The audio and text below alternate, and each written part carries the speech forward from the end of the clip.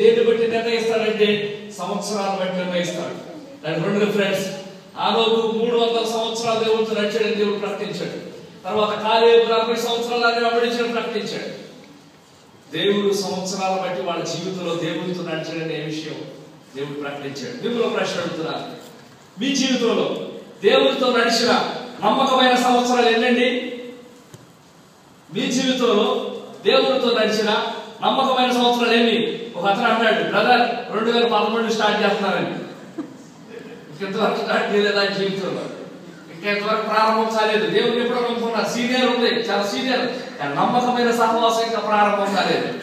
దీన్ని బట్టి ఆలోచించండి ఎంత ప్రాముఖ్యం. ఇక రెండో వ్యక్తి దానియేలు. చూడండి విచిత్రమైన విషయం, ఇట్టి శాసనం సంతకం చేయబడి. ఒక దేశంలో శాసనాలు ఎంత ప్రాముఖ్యమో మీకు ఇక్కడ కువైట్ దేశంలో మీకు బాగా తెలుసు.